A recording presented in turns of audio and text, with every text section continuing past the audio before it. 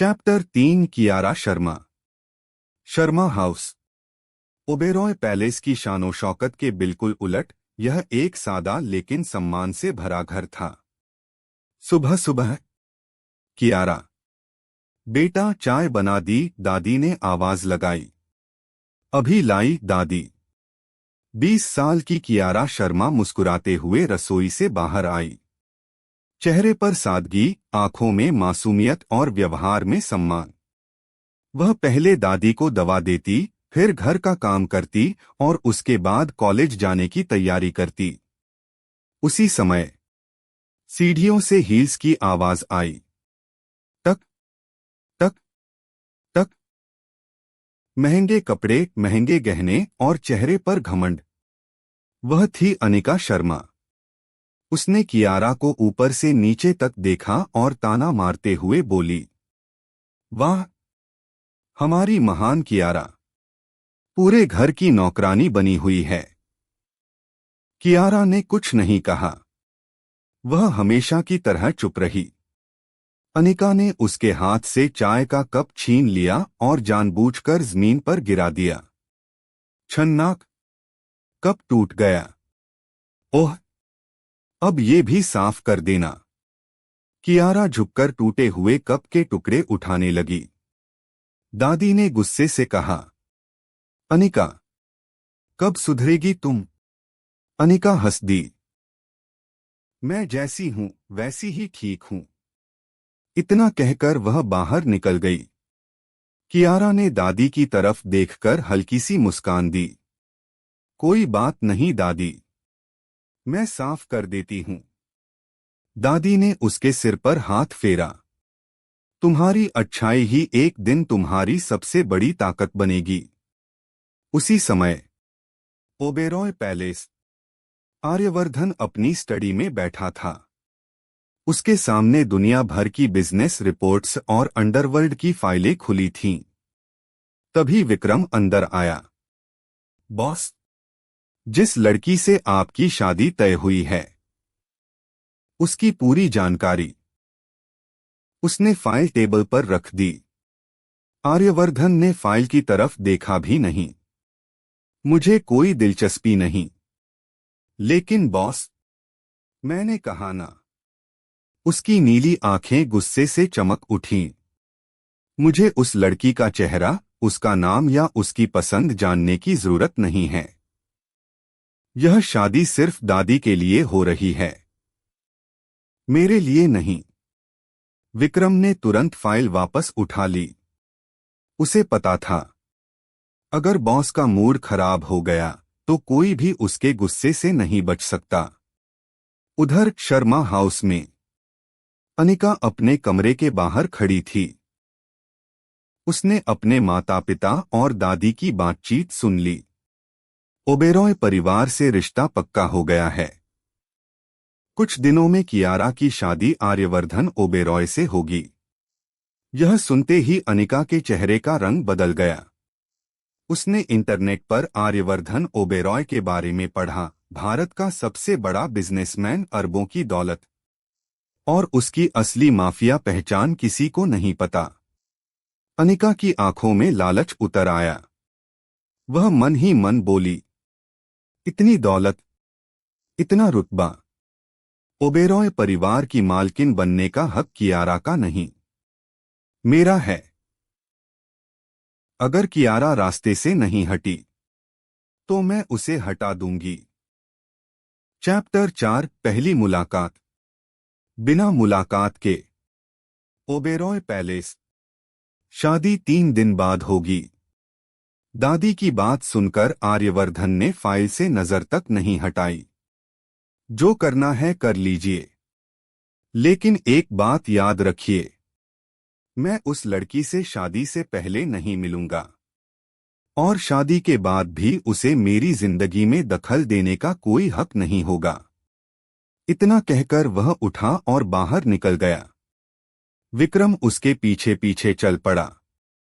Boss, Sikandar gang का message आया है। आर्यवर्धन की नीली आंखें ठंडी हो गईं। मीटिंग तैयार करो। आज रात उनका खेल खत्म होगा। उधर शर्मा हाउस। घर में शादी की तैयारियां जोरों पर थीं। कियारा की सहेलियां उसे छेड़ रही थीं। सुना है तुम्हारे होने वाले पति बहुत बड़े बिजनेसमैन हैं। क्या तुमने उनकी फोटो देखी? कियारा ने मुस्कुराकर सिर हिला दिया। नहीं, और देखने की जरूरत भी नहीं समझी। उसे बस इतना पता था कि वह अपनी दादी की इच्छा के लिए यह शादी कर रही है। दरवाजे के पीछे खड़ी अनिका सब सुन रही थी।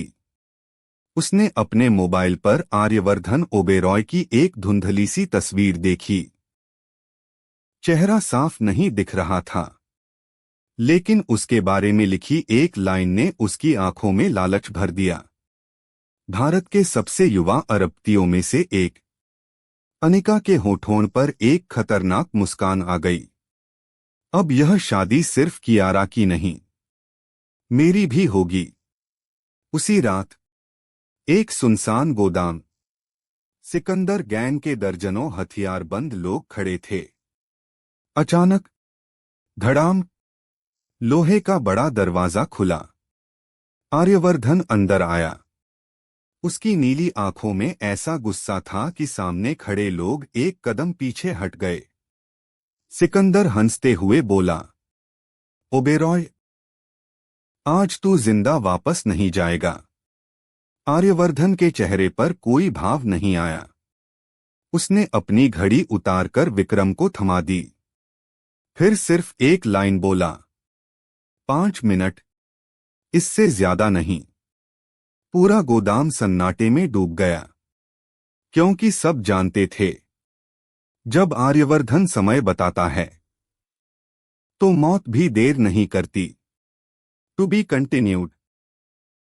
माफिया सीक्रेट ब्राइड, चैप्टर 5, मौत का दूसरा नाम। सुनसान गोदाम। सिकंदर गैंग के लगभग 50 हथियारबंद लोग आर्यवर्धन को चारों तरफ से घेर चुके थे। सिकंदर जोर से हंसा। आज पहली बार शेर खुद शिकार बनने आया है। आर्यवर्धन ने अपनी नीली आंखों से उसकी तरफ देखा। चेहरे पर न गुस्सा, न डर, बस एक खामोश चेतावनी। उसने अपनी कलाई घड़ी विक्रम को देते हुए कहा, टाइम शुरू। अगले ही पल गोदाम गोलियों की आवाज से गूंज उठा। आर्यवर्धन बिजली की रफ्तार से आगे बढ़ा। उसके बॉडीगार्ड भी लड़ रहे थे, लेकिन सब जानते थे, जब तक बॉस खुद मैदान में है, किसी और की जरूरत नहीं। सिकंदर के आदमी एक एक करके हारने लगे। कुछ ही मिनटों में पूरा गोदाम खामोश हो गया। सिकंदर जमीन पर गिरा हुआ था। उसके हाथ कांप रहे थे। मुझे छोड़ दो। आर्यवर्धन धीरे धीरे उसके पास पहुंचा। उसने सिकंदर की तरफ झुककर ठंडी आवाज में कहा, मैं दुश्मनों को दूसरा मौका नहीं देता। वह मुड़ा और विक्रम से बोला, इसका नाम आज के बाद किसी की जुबान पर नहीं आना चाहिए। जी बॉस। आर्यवर्धन बिना पीछे देखे बाहर निकल गया। अगली सुबह ओबेरॉय पैलेस। दादी ने आर्यवर्धन को बुलाया। कल शाम सगाई है। आर्यवर्धन ने सीधा जवाब दिया, मैं सिर्फ रस्म निभाऊंगा, उस लड़की से कोई बात नहीं करूंगा। दादी ने गहरी सांस ली। एक दिन तुम्हें उसी लड़की की अहमियत समझ आएगी। आर्यवर्धन ने कोई जवाब नहीं दिया। उधर शर्मा हाउस। कियारा शादी की तैयारियों में लगी थी। उसे नहीं पता था कि उसका होने वाला पति कैसा इंसान है। लेकिन अनिका अपने कमरे में बैठी आईने के सामने मुस्कुरा रही थी। बहुत जल्द ओबेरॉय परिवार की असली बहू मैं बनूंगी। उसने अपनी मुट्ठी कस ली। उसकी साजिश शुरू हो चुकी थी और किसी को इसकी भनक तक नहीं थी। To be continued.